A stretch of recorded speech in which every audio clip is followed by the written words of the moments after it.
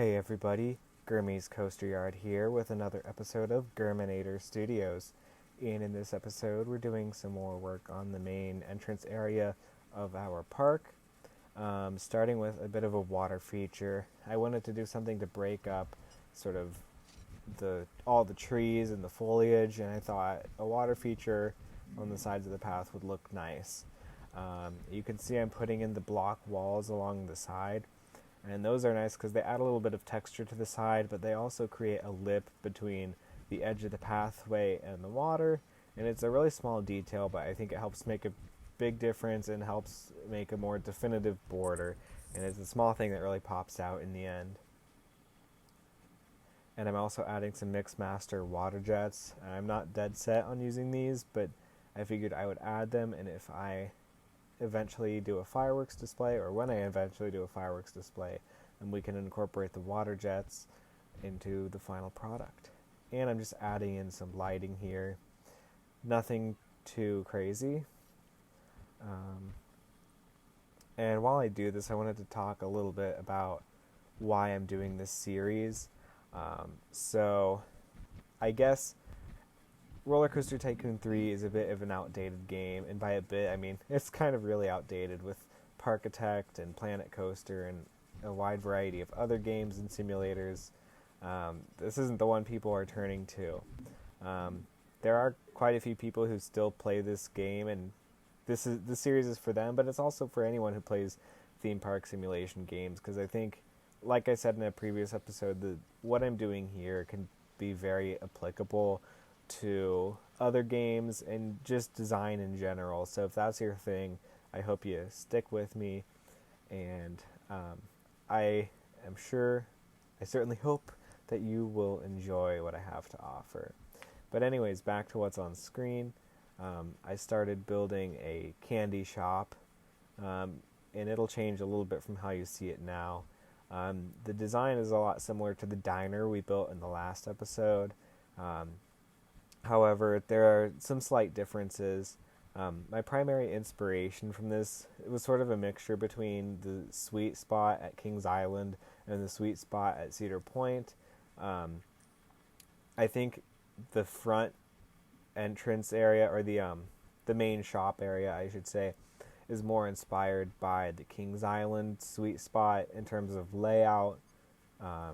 However, I added this back kitchen area, which I'm sure Kings Island has, but I know, having done building inspections at Cedar Point, that they sort of have a back kitchen for their sweet spot where they make a lot of the confections.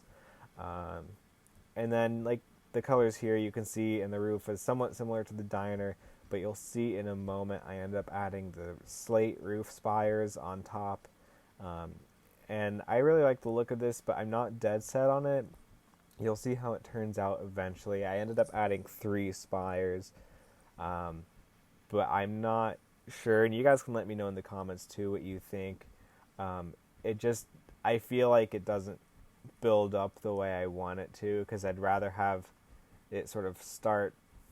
I don't know how to explain it in a way that will make sense, but you can sort of see it's like a mountaintop, and that there's 3 different sort of points to it. Whereas I'd rather just have it like one mountain where it gradually builds up to one point. So I may change the edges to just be flat roofs and not have the spires, just to look a little nicer. So hopefully that made sense. And I'm just building a little back area now. You'll notice I don't paint the backside that go away green color like we used in the last episode. And that's just because I was not sure how visible or how close the path would interact with the building on the rear end. So if that area, the generic entrance area, continues behind there, then I'll leave it that color. But if that becomes a full-on behind-the-scenes area, then I will change that color to be something that blends in a little better. And here you can see I'm just adding more foliage.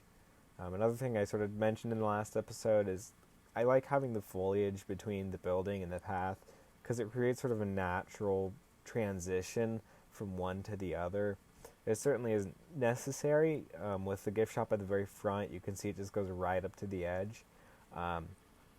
However, I think once you're really in the heart of the park, it's important to have more natural transitions and have something where the path starts flat, and like that mountain analogy I used earlier, you have something that builds up and works its way up to the peak, into the focal point.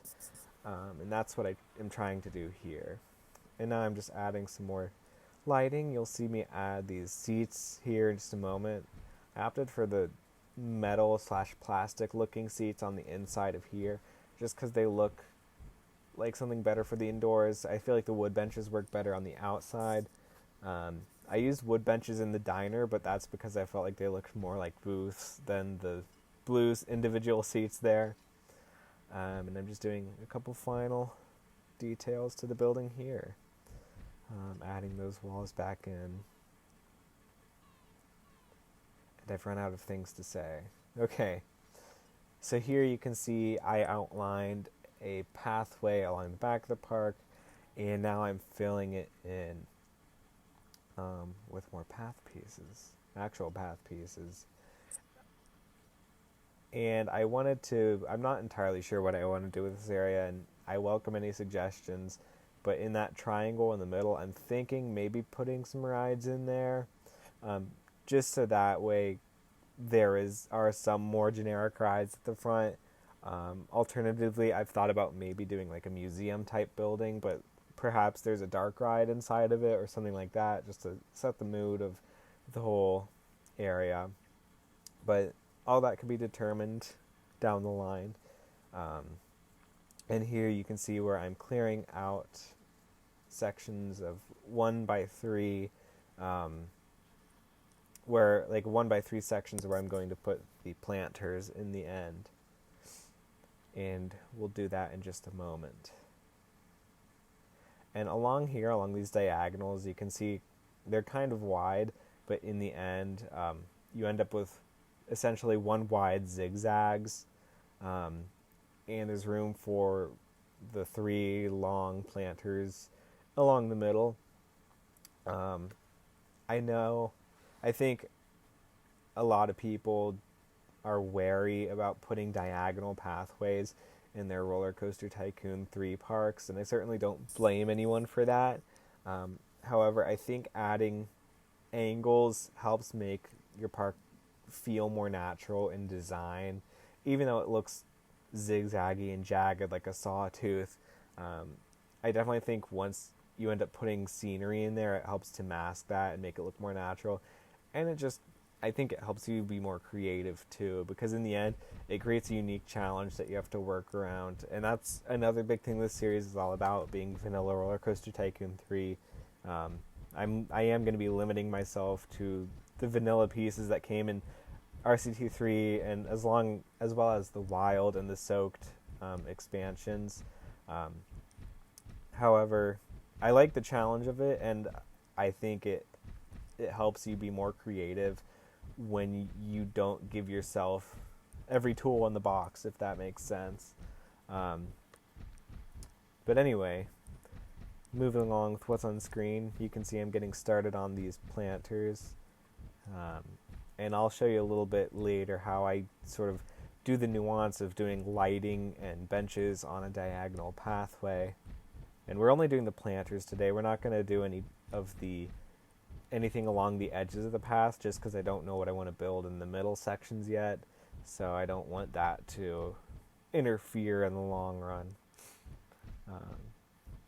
And my standard sort of planter, and I do this in most of my parks, is I like to do 2 bushes on either side and a tree in the middle, or if I'm in a tropical climate, I will do the dwarf palms on the edges and a washi palm in the middle. And the washi palm is the one I use most often.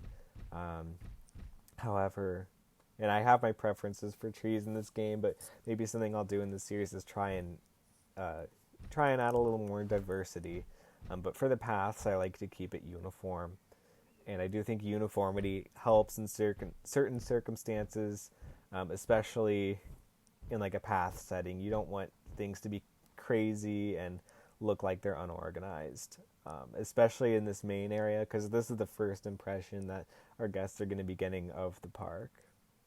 And I'm just finishing off a little path work here. And I can't remember, but I don't think I end up keeping that little spot where I attached the path of the exit for the discus ride. Um, but we'll see. Anyway, so here you can see me doing the lighting on the diagonals, and it was very brief. But if you notice, I kept it on the middle square, and did either side of that square. So I didn't try and do anything crazy. I just, or anything. Given it's on a diagonal, you're gonna have to make some sacrifices, and that's fine. And now I'm going through the benches, and you'll see, on the straight rectangles, the the benches go on the ends. So that's sort of what I did here. And instead of putting the trash cans on the end caps like I'm doing here, you'll see that I put them perpendicular to the lights. And I think that works fine. You still get those 2 trash cans per planter. It's a workaround, but a workaround still works. That's why it's called a workaround. And now I'm just finishing up a little bit of lighting here along these pathways.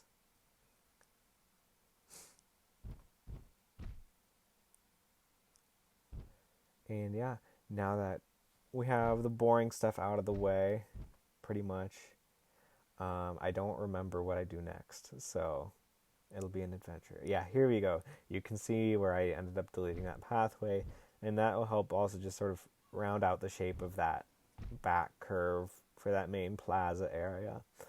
And I don't have any issues doing that. It does help add to that uniformity that we were talking about. And yes, this is the final thing we're going to see is the question mark. So, question mark, question. What should I build here? I mentioned the museum type flat ride, and I came up with that after I did the question mark. But I'm certainly welcome your ideas. And with that, I will see you guys next time. Have a great day, or night, or whatever time it is. See you later.